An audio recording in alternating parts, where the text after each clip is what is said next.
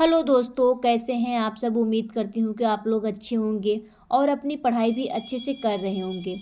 आज हम पॉलिटी की घटना चक्र का चैप्टर संविधान सभा एवं संविधान निर्माण प्रक्रिया को पढ़ेंगे। तो चलिए स्टार्ट करते हैं। संविधान सभा एवं संविधान निर्माण प्रक्रिया। नोट्स देख लेते हैं।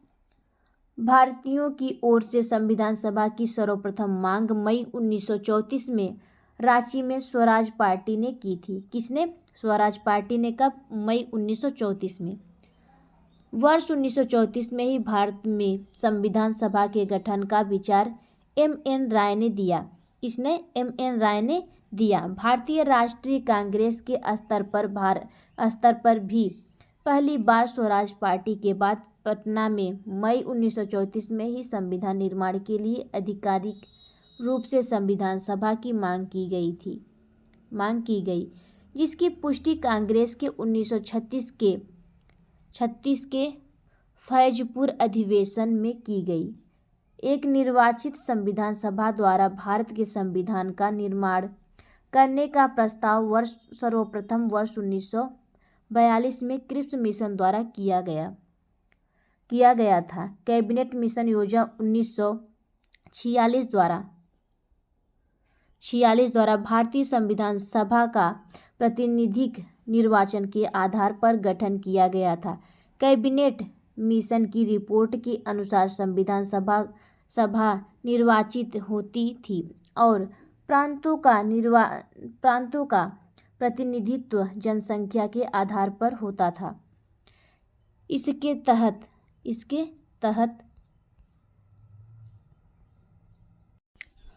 मोटे तौर पर प्रति 10 लाख व्यक्तियों पर एक प्रतिनिधि के निर्वाचन की व्यवस्था प्रस्तावित थी। संविधान सभा की कुल सदस्य संख्या 389 निर्धारित थी। इसमें से 296 सीटें ब्रिटिश भारत को तथा 93 सीटें देशी रियासत को आवंटित की जाती थी। ब्रिटिश भारत को आवंटित 296 सीटों में से 292 सदस्यों को चुनाव में 11 गवर्नरों के प्रांतों से और 4 का चयन मुख्य आयुक्तों के प्रांतों से प्रत्येक में से एक से किया जाता था। देशी रियासतों के प्रतिनिधित्वों का चयन रियासतों के प्रमुखों द्वारा किया जाता था। संविधान सभा के लिए चुनाव जुलाई-अगस्त 1946 में संपन्न हुई। 296 सीटों में ब्रिटिश भारत को आवंटित में से कांग्रेस को 208, मुस्लिम लीग को 73 तथा छोटे समूह व स्वतंत्र सदस्यों को 15 सीटें मिली। देशी रियासतों ने प्रांतों में संविधान सभा में भाग नहीं लिया। 28 अप्रैल 1947 को प्रांत संविधान सभा के तृतीय अधिवेशन से इसमें भारतीय देशी रियासतों के प्रतिनिधि क्रमिक रूप से शामिल होना प्रारंभ हुए। संविधान सभा मुख्यतः अप्रत्यक्ष निर्वाचन का परिणाम थी। प्रांतों की विधानसभाओं का उपयोग निर्वाचन मंडल के रूप में किया गया। यह निर्वाचन वयस्क मताधिकार पर आधारित नहीं था। 1935 के अधिनियम के अनुसार मताधिकार कर शिक्षा एवं संपत्ति के आधार पर सीमित था। 20 नवंबर 1946 को वायसराय ने निर्वाचित प्रतिनिधियों को आमंत्रित किया कि वे 9 दिसंबर 1946 को संविधान सभा की पहली बैठक में उपस्थित हों। 9 दिसंबर 1946 को सभा की पहली बैठक में कुल 207 सदस्यों, जिसमें 9 महिलाएं थीं। कब हुई थी पहली बैठक? 9 दिसंबर 1946 को ने हिस्सा लिया। 9 दिसंबर 1946 को संविधान सभा की प्रथम बैठक की अध्यक्षता अस्थायी अध्यक्ष डॉक्टर सच्चिदानंद सिन्हा ने की थी। ये इम्पोर्टेंट हो जाता है। 11 दिसंबर 1946 को संविधान सभा ने डॉक्टर राजेंद्र प्रसाद को निर्विरोध संविधान सभा के अस्थायी अध्यक्ष के रूप में निर्वाचित किया।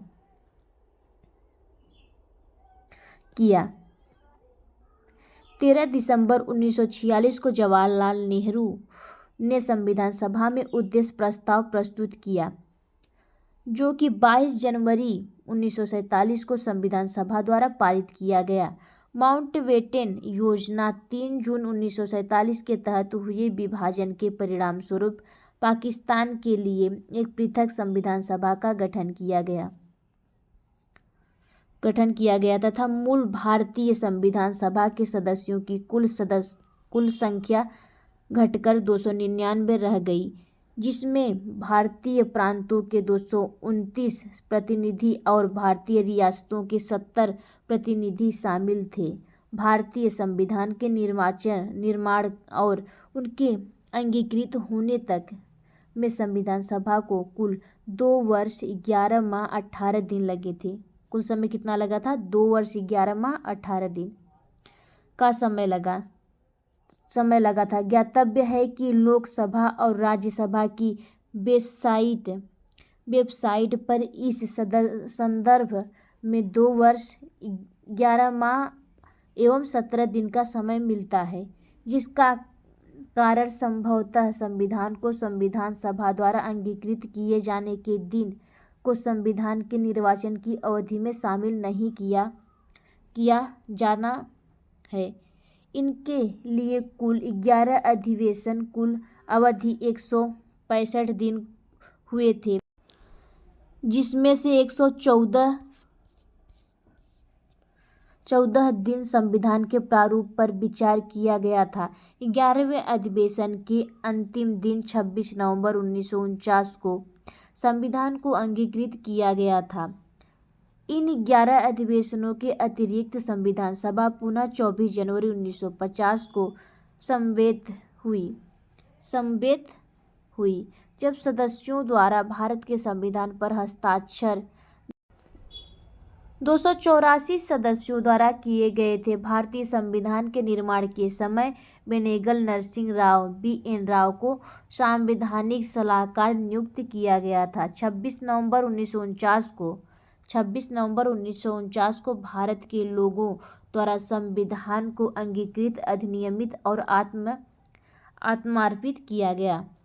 संविधान पूर्ण रूप से 26 जनवरी 1950 को लागू हुआ। कब? 26 जनवरी 1950 को लागू हुआ। भारतीय संविधान सभा में कुल महिला सदस्यों की संख्या 15 थी। कितनी थी? 15। उनके नाम इस प्रकार हैं। पहला, विजय लक्ष्मी पंडित, राजकुमारी अमृत कौर, सरोजिनी नायडू, सुचिता कृपलानी, पूर्णिमा बनर्जी, लीला राय, जी दुर्गाबाई, हंसा मेहता, कमला चौधरी, रेणुका रे, मालती चौधरी, लक्ष्यानी बेलायुधन, बेगम एजाज रसूल, एनी मस्करीनी तथा अम्बू स्वामीनाथन। ग्रेनविले ऑस्टिन ने कहा था कि संविधान सभा कांग्रेस थी और कांग्रेस भारत। 2 सितंबर 1946 को अंतरिक्ष सरकार का गठन किया गया। इसमें मुस्लिम लीग के सदस्य शामिल नहीं हुए, हालांकि उनके शामिल होने के लिए विकल्प खुला रखा गया था। अंततः 26 अक्टूबर 1946 को जब सरकार का पुनर्गठन किया गया, तब मुस्लिम लीग के 5 प्रतिनिधियों को कैबिनेट में शामिल किया गया। प्रश्न कोश को देख लेते हैं। भारत के लिए संविधान की रचना हेतु संविधान सभा का निर्वाचन निम्नलिखित में से सर्वप्रथम किसने प्रस्तुत किया था? तो आपका हो जाएगा आंसर ए, स्वराज पार्टी ने 1934 में।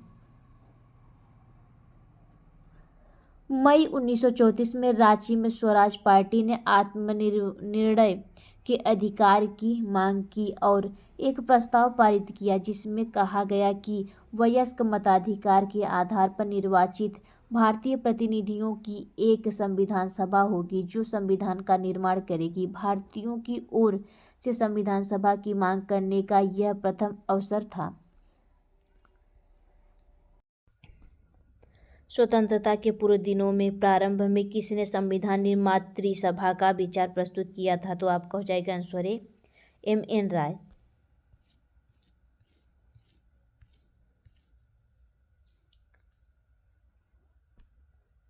वर्ष 1934 में ही भारत में संविधान निर्मात्री सभा का विचार M.N. राय ने दिया था। एक निर्वाचित संविधान सभा द्वारा भारत के संविधान का निर्माण करने का प्रस्ताव किया गया था। तो आपका हो जाएगा आंसर सी क्रिप्स मिशन द्वारा। एक निर्वाचित संविधान सभा द्वारा भारत के संविधान का निर्माण करने द्वितीय विश्व युद्ध के समाप्त होने के पश्चात का प्रस्ताव सर्वप्रथम क्रिप्स मिशन 1942 द्वारा किया गया था। कैबिनेट मिशन योजना के अंतर्गत संविधान निर्मात्री परिषद में प्रत्येक प्रांत को आवंटित सदस्य संख्या निर्धारित करने के लिए एक प्रतिनिधि कितनी जनसंख्या के अनुपात में था? एक प्रतिनिधि कितनी जनसंख्या के अनुपात में था? तो आपका हो जाएगा आंसर बी 10 लाख व्यक्ति। कैबिनेट मिशन वर्ष 1946 में भारत आया था। मिशन ने अपनी रिपोर्ट में संविधान सभा के गठन का सूत्र प्रस्तुत किया था, जिसके आधार पर संविधान सभा निर्वाचित होनी थी और प्रांतों का प्रतिनिधित्व जनसंख्या के आधार पर होना था। इनके तहत मोटे तौर पर प्रति 10 लाख व्यक्ति के ऊपर एक प्रतिनिधि के व्यक्ति की व्यवस्था प्रस्तावित थी।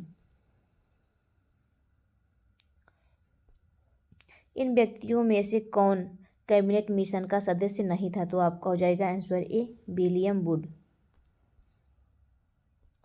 कैबिनेट मिशन मार्च 1946 में भारत पहुंचा। इस मिशन के सदस्य स्टैफोर्ड क्रिप्स अध्यक्ष board of trade, Pethick Lawrence भारत सचिव और H.B. अलेक्जेंडर नौसेना मंत्री थे। भारतीय संविधान सभा का गठन किया गया था। तो आपका हो जाएगा आंसर सी कैबिनेट मिशन योजना 1946 के अंतर्गत। भारतीय संविधान सभा का प्रतिनिधि निर्वाचन के आधार पर गठन कैबिनेट मिशन योजना 1946 के अंतर्गत किया गया था। 1946 में निर्मित अंतरिम सरकार में कार्यपालिका परिषद के उपसभापति थे। तो आपका हो जाएगा आंसर ए जवाहरलाल नेहरू ने। 24 अगस्त 1946 को अंतरिम राष्ट्रीय सरकार की घोषणा इस व्यवस्था के साथ की गई कि अंतरिम सरकार 2 सितंबर 1946 को कार्यभार संभालेगी। वायसराय इसमें कार्यपालिका परिषद का पदेन अध्यक्ष था तथा जवाहरलाल नेहरू को उपाध्यक्ष या उपसभापति बनाया गया। निम्नलिखित में से कौन अगस्त 1946 में गठित प्रथम अंतरिम राष्ट्रीय सरकार का सदस्य नहीं था? तो आपको हो जाएगा answer C doctor S. Radhakrishnan.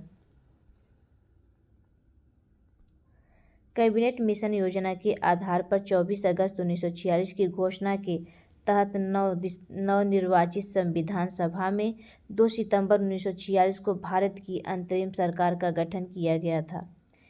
इसमें से राजगोपालाचारी शिक्षा मंत्री, डॉक्टर राजेंद्र प्रसाद खाद्य एवं कृषि मंत्री तथा जगजीवन राय श्रम मंत्री थे, जबकि डॉक्टर H. राधाकृष्णन इस प्रथम अंतरिम राष्ट्रीय सरकार के सदस्य नहीं थे।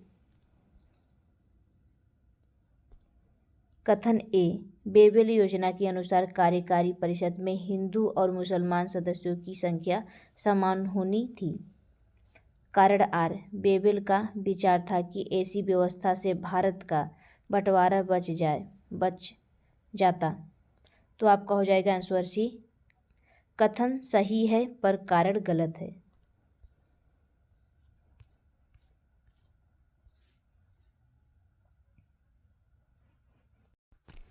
अक्टूबर 1943 में लिनलिथगो के स्थान पर आर्किबाल्ड बेबल वायसराय तथा गवर्नर जनरल नियुक्त किए गए।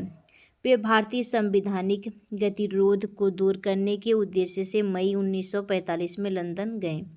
वहां उन्होंने भारतीय प्रशासन के संबंध में ब्रिटिश सरकार से विस्तार से बात की तथा कुछ प्रस्ताव रखे। जून 1945 में उन प्रस्तावों को वेवेल योजना के नाम से सार्वजनिक किया गया। वेवेल योजना के प्रस्तावों में कार्यकारी परिषद में मुसलमान सदस्यों की संख्या हिंदुओं के बराबर होना, परिषद में वायसराय तथा कमांडर इन चीफ को छोड़कर सभी सदस्यों का भारतीय होना, शीघ्र ही शिमला में एक सम्मेलन का बुलाया जाना तथा युद्ध समाप्ति के पश्चात भारतीयों के द्वारा खुद का संविधान बनाया जाना इत्यादि प्रावधान शामिल थे। वेवेल योजना का उद्देश्य राजनीतिक गतिरोध दूर करना, भारत को पूर्ण स्वशासन की दिशा में आगे बढ़ाना और सांविधानिक गतिरोध दूर करना था। इसका उद्देश्य कहीं से भी हिंदू मुसलमान एकता को दृढ़ करना नहीं था जिससे भारत का विभाजन रुक सके। अतः कथन सत्य है पर कारण गलत है।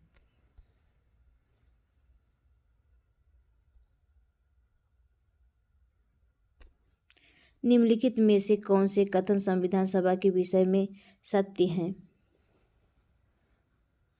वह वयस्क मताधिकार पर आधारित थी, ये गलत हो जाएगा। वह प्रत्यक्ष निर्वाचन का परिणाम थी, ये भी गलत हो जाएगा। वह बहुदलीय निकाय थी, ये सही हो जाएगा। उसने अकेले समितियों के माध्यम से कार्य किया, ये भी सही हो जाएगा। इसलिए आपका आंसर सी हो जाएगा।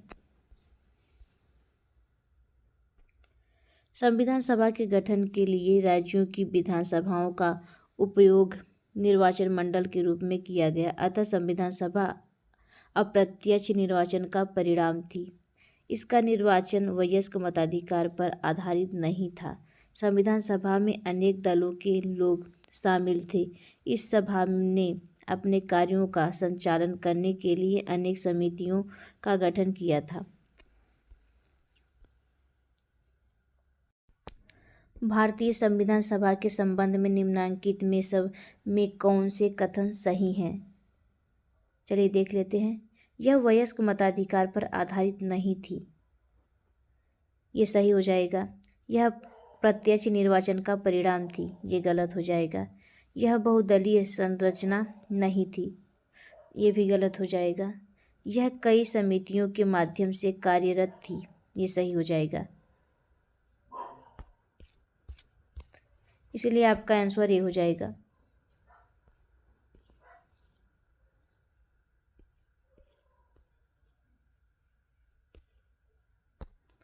निम्नलिखित में से संविधान सभा के बारे में गलत कथन कौन सा है? तो आपका हो जाएगा आंसर सी। इसका निर्वाचन सार्वभौम वयस्क मताधिकार के आधार पर किया गया। संविधान सभा के सदस्यों का निर्वाचन प्रांतीय विधानसभाओं के सदस्यों द्वारा अप्रत्यक्ष निर्वाचन के आधार पर हुआ था, न कि सार्वभौम वयस्क मताधिकार के आधार पर प्रत्यक्ष निर्वाचन द्वारा। कर संपत्ति और शैक्षणिक योग्यता के आधार पर मताधिकार प्रदान किया गया था। सभी को मताधिकार प्राप्त नहीं था। भारत के संविधान का प्रारूप तैयार करने वाली संविधान सभा के सदस्यों को, तो आपको हो जाएगा आंसर सी, विभिन्न प्रांतों की विधानसभाओं द्वारा चुना गया। भारतीय इतिहास के संदर्भ में प्रांतों से संविधान सभा के सदस्य, तो आपका हो जाएगा आंसर सी, प्रांतीय विधानसभाओं द्वारा निर्वाचित हुए थे।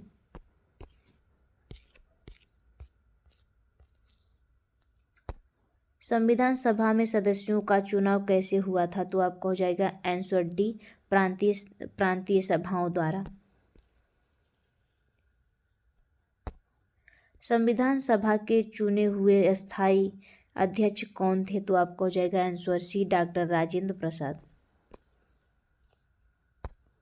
9 दिसंबर 1946 को संविधान सभा की प्रथम बैठक की अध्यक्षता स्थायी अस्थायी अध्यक्ष डॉक्टर सच्चिदानंद सिन्हा ने की थी।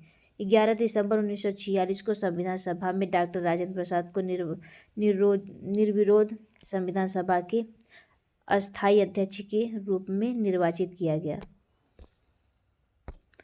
संविधान सभा की प्रथम बैठक की अध्यक्षता किसने की थी? तो आपका हो जाएगा आंसर सी, डॉक्टर सच्चिदानंद सिन्हा।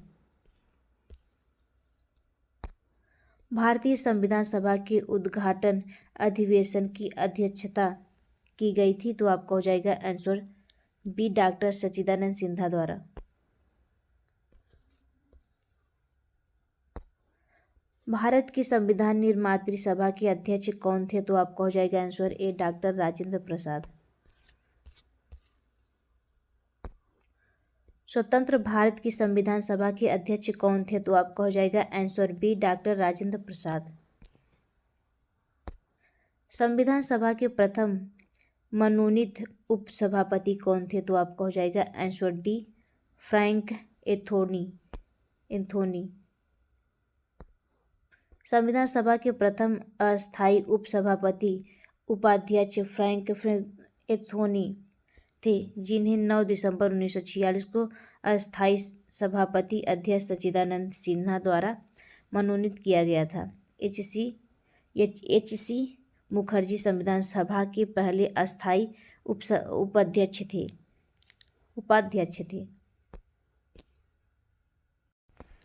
भारतीय संविधान सभा की स्थापना की गई? तो आपका हो जाएगा आंसर बी, 9 दिसंबर 1946 को। भारतीय संविधान सभा की स्थापना 9 दिसंबर 1946 को उनकी प्रथम बैठक के आरंभ होने के साथ हुई थी। संविधान सभा की प्रथम बैठक कब हुई? तो आपको हो जाएगा आंसर ए, 9 दिसंबर 1946। संविधान सभा का गठन कब हुआ था? तो आपको हो जाएगा आंसर ए, दिसंबर 1946। भारत की संविधान सभा का प्रथम अधिवेशन कब हुआ था? तो आपका हो जाएगा आंसर बी, 9 दिसंबर 1946।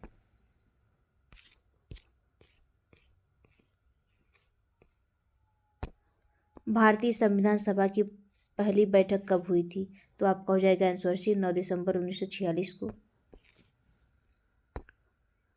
भारत को एक संविधान देने का प्रस्ताव संविधान सभा द्वारा पारित किया गया था? तो आपका हो जाएगा आंसर बी, जनवरी 22, 1947। 22 जनवरी 1947 को संविधान सभा द्वारा भारत को एक संविधान देने का उद्देश्य प्रस्ताव पारित किया गया था। उद्देश्य प्रस्ताव को 13 दिसंबर 1946 को संविधान सभा में जवाहरलाल नेहरू द्वारा पेश किया गया था। आगे चलकर यही उद्देश्य प्रस्तावना का प्रारूप बना। संविधान सभा के सम्मुख संविधान की प्रस्तावना का प्रस्ताव किसने रखा? तो आपको हो जाएगा आंसर ए, जवाहरलाल नेहरू। संविधान सभा में उद्देश्य प्रस्ताव निम्न में से किस एक के द्वारा प्रस्तुत किया गया था? तो आपको हो जाएगा आंसर बी, पंडित जवाहरलाल नेहरू। भारतीय संविधान के निर्माण से संबंधित निम्नलिखित कथनों में से कौन सही है? चलिए देख लेते हैं। पंडित नेहरू के उद्देश्य प्रस्ताव का जो संविधान सभा द्वारा स्वीकार किया गया था, संविधान के निर्माण पर असर था। ये सही हो जाएगा। उद्देशिका बहु महत्वपूर्ण उद्देश्यों की पूर्ति करती है, तो ये भी सही हो जाएगा। संविधान को भारत के लोगों ने आदेशित किया है, तो आपका ये भी सही हो जाएगा। इसलिए आपका आंसर ए हो जाएगा। भारतीय संविधान के तहत राज्य के मुखिया अर्थात राष्ट्रपति का निर्वाचन लोगों द्वारा प्रत्यक्ष रूप से नहीं बल्कि अप्रत्यक्ष रूप से जनप्रतिनिधियों, सदस्य एवं विधानसभा के निर्वाचित सदस्यों के माध्यम से किया गया है। अन्य तीनों कथन सही हैं। भारतीय संविधान को बनने हेतु भारतीय संविधान सभा के कुल कितने अधिवेशन हुए थे? तो आपको हो जाएगा आंसर सी, 12 अधिवेशन। भारतीय संविधान के निर्माण में संविधान सभा को 2 वर्ष 11 माह 18 दिन का समय लगा था और इन दौरान इनके कुल 11 अधिवेशन, कुल अवधि 165 दिन हुए थे। 11वें अधिवेशन के अंतिम दिन 26 नवंबर को संविधान को अंगीकृत किया गया था। इन 11 अधिवेशनों के अतिरिक्त संविधान सभा को पुनः 24 जनवरी 1950 को समवेत हुई थी, जबकि सबके सदस्यों द्वारा भारत के संविधान पर हस्ताक्षर किए गए थे। इस प्रकार निकटतम सही उत्तर विकल्प सी होगा। भारत की संविधान सभा की अंतिम बैठक की सही तिथि को बताइए। तो आपको हो जाएगा आंसर सी 24 जनवरी 1950। भारत के संविधान के निर्माण में संविधान सभा को कितना समय लगा? तो आपको हो जाएगा आंसर ए 2 वर्ष 11 माह 18 दिन।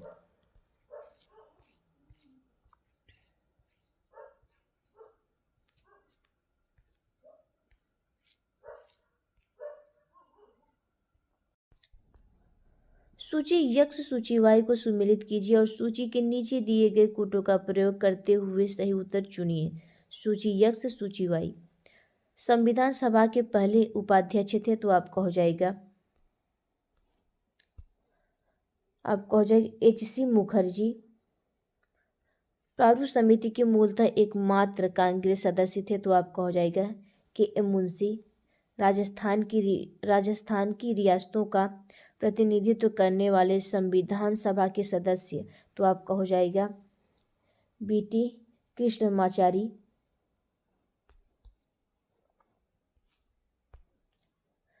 संघ संविधान समिति के अध्यक्ष थे, तो आपका हो जाएगा जवाहरलाल नेहरू। इसलिए आपका आंसर बी हो जाएगा। सही सुमेल इस प्रकार है। संविधान सभा के पहले उपाध्यक्ष कौन थे? तो आपका हो जाएगा H.C. मुखर्जी। प्रारूप समिति के मूलतः एकमात्र कांग्रेस सदस्य, तो आपका हो जाएगा K.M. मुंशी। राजस्थान की रियासतों का प्रतिनिधित्व करने वाले संविधान सभा के सदस्य, तो आपका हो जाता है B.T. कृष्णमाचारी। संघ संविधान समिति के अध्यक्ष, तो आपका हो जाएगा जवाहरलाल नेहरू। नोट्स में देख लेते हैं। नोट: संविधान सभा के पहले अस्थायी उपाध्यक्ष फ्रैंक एंथोनी थे, जिन्हें 9 दिसंबर 1946 को अस्थायी अध्यक्ष सच्चिदानंद सिन्हा द्वारा नामित किया गया था। H.C. मुखर्जी संविधान सभा के पहले अस्थायी उपाध्यक्ष थे। भारतीय संविधान के निर्माण के समय सांविधानिक सलाहकार कौन थे? तो आपको हो जाएगा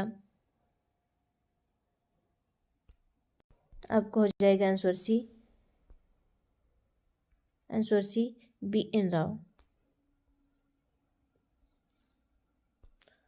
भारतीय संविधान के निर्माण के समय बेनेगल नरसिंह राव B.N. राव को संवैधानिक सलाहकार नियुक्त किया गया था।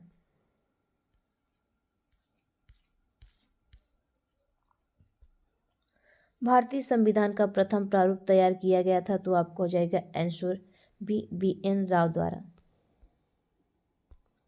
संविधान सभा के संवैधानिक सलाहकार B.N. राव द्वारा संविधान का पहला प्रारूप तैयार किया गया था, जिस पर विचार एवं परिवर्तन करके प्रारूप समिति द्वारा संविधान सभा के समक्ष संविधान का मसौदा प्रस्तुत किया गया था। B.N. राव के मूल प्रारूप में 243 अनुच्छेद और 13 अनुसूचियां थीं।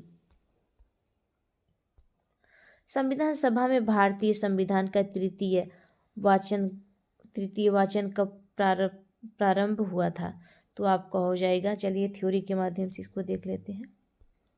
संविधान सभा में भारतीय संविधान का तृतीय वाचन 17 नवंबर 1949 से प्रारंभ हुआ और 26 नवंबर 1949 तक चला। अतः प्रश्न में दिए गए विकल्पों में से कोई भी विकल्प सही नहीं है। भारत का संविधान पूर्ण रूप से तैयार हुआ था। भारत का संविधान पूर्ण रूप से तैयार हुआ था, तो आपका हो जाएगा आंसर बी 26 नवंबर 1949 को। भारतीय संविधान के उद्देश्य का प्रस्ताव में उल्लेख किया गया है कि 26 नवंबर 1949 को भारत के लोगों ने संविधान को अंगीकृत, अधिनियमित और आत्मर्पित किया। संविधान को अपनाने, उनके पूर्ण होने, पारित होने तथा उनको अंतिम रूप देने की तारीख भी 26 नवंबर 1949 को ही माना जाता है। इस दिन नागरिकता अंतःकालीन, संसद अस्थायी और संक्रमणकालीन उपबंध लागू हो गए। तथापि संविधान के शेष उपबंध 26 जनवरी 1950 से प्रभावी हुए। अतः संविधान के पूर्ण रूप से लागू होने तथा पूर्ण रूप से क्रियान्वित होने की तिथि के रूप में 26 जनवरी 1950 को ग्रहण करते हैं। भारतीय संविधान को संविधान सभा द्वारा अंगीकृत किया गया, तो आपको हो जाएगा आंसर ए 26 नवंबर 1949 को।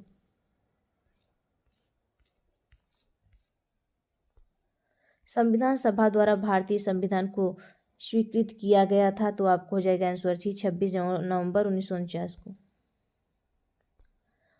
भारत का संविधान किस तिथि को अपनाया गया, तो आपका हो जाएगा आंसर बी 26 नवंबर 1949 को। भारतीय संविधान कब लागू हुआ था, तो आपका हो जाएगा आंसर ए 26 नवंबर 1950 को। संविधान को 26 जनवरी के दिन लागू करने का निर्णय इसलिए किया गया क्योंकि कांग्रेस ने इन तिथि को 1930 में स्वतंत्रता दिवस के रूप में मनाया था। भारतीय राष्ट्रीय कांग्रेस के लाहौर अधिवेशन दिसंबर 1929 में पूर्ण स्वराज्य की घोषणा की गई तथा 26 जनवरी को स्वतंत्रता दिवस के रूप में मनाए जाने का संकल्प लिया गया और आज़ादी के पूर्व तक 26 जनवरी को स्वतंत्रता दिवस के रूप में मनाया जाता रहा। परंतु भारत 15 अगस्त 1947 को स्वतंत्र हो गया और तब से प्रत्येक वर्ष 15 अगस्त को स्वाधीनता दिवस के रूप में मनाया जाने लगा, जबकि स्वतंत्रता प्राप्ति के पश्चात 26 जनवरी की तिथि को स्मरणीय बनाने हेतु भारतीय संविधान को पूर्णतः 26 जनवरी 1950 को लागू किया गया और तब से प्रत्येक वर्ष 26 जनवरी को गणतंत्र दिवस के रूप में मनाया जाने लगा। भारतीय संविधान दिवस मनाया जाता है, तो आपको हो जाएगा आंसर बी 26 नवंबर। भारतीय संविधान दिवस 26 नवंबर को मनाया जाता है। भारतीय संविधान 26 नवंबर 1949 को बनकर तैयार और संविधान सभा द्वारा अंगीकृत हुआ और इनके कुछ प्रावधान इन दिन लागू किए गए थे, जिनके फलस्वरूप इन दिन को संविधान दिवस के रूप में मनाया जाता है। जबकि भारतीय संविधान 26 जनवरी 1950 को पूर्ण रूप से लागू किया गया और 26 जनवरी को गणतंत्र दिवस के रूप में मनाया जाता है। भारतीय संविधान को अपनाया गया था, तो आपको हो जाएगा आंसर ए संवैधानिक सभा द्वारा। संविधान सभा के 11वें अधिवेशन में 26 जनवरी 1949 को भारतीय संविधान सभा द्वारा अपनाया, अंगीकृत और अधिनियमित किया गया। भारतीय संविधान को 26 नवंबर 1949 को किसके द्वारा अधिनियमित किया गया था, तो आपको हो जाएगा आंसर ए संविधान सभा द्वारा। भारत का संविधान अंगीकृत एवं अधिनियमित हुआ था, तो आपको हो जाएगा आंसर सी 26 नवंबर 1949 को।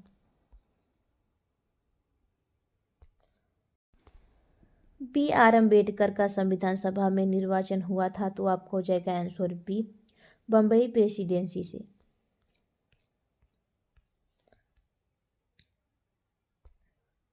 वर्ष 1946 में संपन्न संविधान सभा के प्रारंभिक चुनाव में डॉक्टर B.R.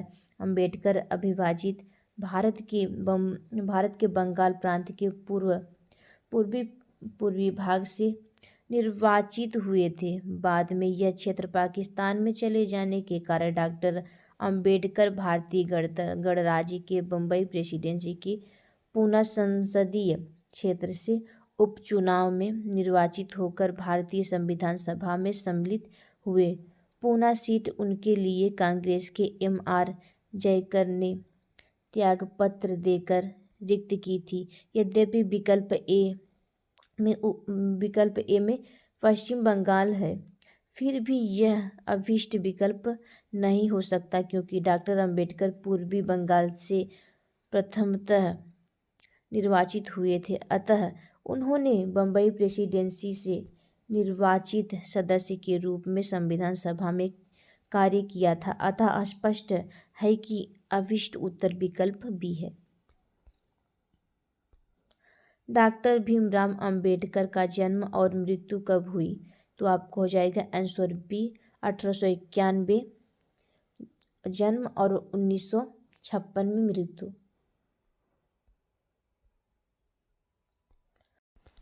भारतीय संविधान निर्माण में मुख्य भूमिका निभाने वाले डॉक्टर भीमराव अंबेडकर का जन्म 14 अप्रैल 1891 को महू मध्य प्रदेश में तथा मृत्यु 6 दिसंबर 1956 को दिल्ली में हुई। निम्नलिखित कथनों पर विचार कीजिए। तृतीय गोलमेज सम्मेलन के विचार विमर्श की परिणति भारत सरकार अधिनियम 1935 के पारित होने के रूप में हुई। ये सही हो जाएगा। भारत सरकार अधिनियम 1935 ने ब्रिटिश भारत के सूबों और भारतीय रियासतों के एक संघ पर आधारित ऑल इंडिया फेडरेशन के गठन का उपबंध किया। ये भी सही हो जाएगा, इसलिए आपका आंसर सी हो जाएगा, 1 और 2 दोनों। नवंबर-दिसंबर 1932 में लंदन में आयोजित तीसरे और अंतिम गोलमेज सम्मेलन में कांग्रेस ने भाग नहीं लिया था। इस सम्मेलन में भारत सरकार अधिनियम 1935 के लिए एक ठोस योजना को अंतिम रूप में पेश किया गया था। इसमें ब्रिटेन भारत के सूबों और भारतीय रियासतों के एक संघ पर आधारित ऑल इंडिया फेडरेशन के गठन का प्रावधान किया गया था।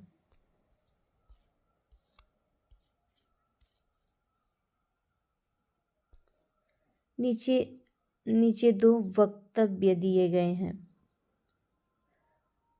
कथन ए, भारत का संविधान देश की आवश्यकताओं की पूर्ति करता है। कारण आर, इसको एक गृहीत संविधान कहा जाता है। उपयुक्त के संदर्भ में निम्न में से कौन एक सत्य है? तो आपको हो जाएगा आंसर बी। ए और आर दोनों सत्य हैं, परंतु आर ए का सही स्पष्टीकरण नहीं है। भारत का संविधान देश की आवश्यकताओं की पूर्ति करने में पूर्णतः सक्षम है तथा भावी आवश्यकताओं के मद्देनजर इसमें संशोधन संबंधित प्रावधान भी हैं। दूसरी ओर इसमें विभिन्न देशों के संविधानों से तथ्य एवं विचार ग्रहण किए गए हैं, अतः इसे एक गृहीत संविधान भी कहा जाता है। इस प्रकार कथन एवं कारण दोनों ही सही हैं, परंतु कारण कथन का सही स्पष्टीकरण नहीं है। संविधान सभा में वयस्क मताधिकार को 15 वर्ष के लिए स्थगित करने की बात की थी। तो आप हो जाएगा आंसर सी, मौलाना आजाद ने। संविधान सभा में वयस्क मताधिकार विषय पर बहस के दौरान मौलाना अबुल कलाम आजाद ने वयस्क मताधिकार को 15 वर्ष के लिए स्थगित करने की वकालत की थी, किंतु डॉक्टर राजेंद्र प्रसाद एवं पंडित जवाहरलाल नेहरू ने जोरदार ढंग से इसे अपनाने के लिए इसका समर्थन किया था। निम्नलिखित में से किसने सुझाव दिया था कि भारत की स्वतंत्रता के बाद भारतीय राष्ट्रीय कांग्रेस को एक राजनैतिक दल के रूप में भंग कर दिया जाना चाहिए। तो आपको हो जाएगा आंसर डी, महात्मा गांधी। भारत की स्वतंत्रता के उपरांत महात्मा गांधी ने यह सुझाव दिया था कि भारतीय राष्ट्रीय कांग्रेस को अब एक राजनीतिक दल के रूप में भंग कर दिया जाना चाहिए।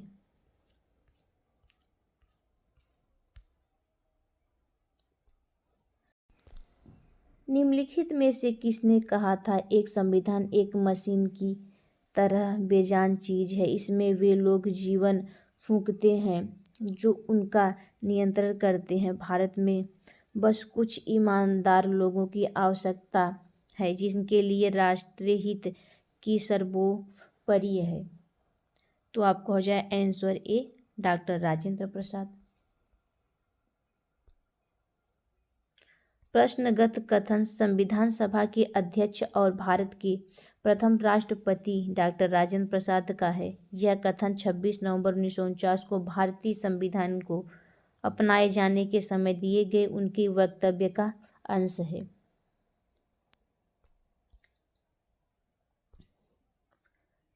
अपनी राष्ट्रवादी प्रतिक्रिया में भारतीय संविधान के निर्माताओं ने अल्पसंख्यकों के हितों तथा भावनाओं के महत्व को कम करके आका है। यह कथन है। तो आपका हो जाएगा आंसर डी, आइवर जेनिंग्स का।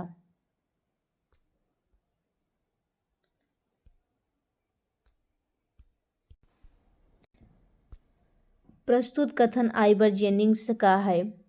उनका मानना था कि भारतीय संविधान निर्माताओं ने भारतीय संघ में अल्पसंख्यक हितों और भावनाओं के महत्व को न्यूनतम रखने का प्रयास किया है। किसने कहा था, संविधान सभा कांग्रेस की और कांग्रेस भारत था। तो आपका हो जाएगा आंसर ए, ऑस्टिन। संविधान सभा कांग्रेस थी और कांग्रेस भारत था। यह वक्तव्य पद्मश्री पुरस्कार प्राप्त इतिहासकार ग्रेनविले ऑस्टिन का था। यह वक्तव्य उनकी पुस्तक द इंडियन कॉन्स्टिट्यूशन में वर्णित है। भारतीय संविधान सभा में कुल कितनी महिला सदस्य थीं। तो आपको हो जाएगा आंसर ए, 15।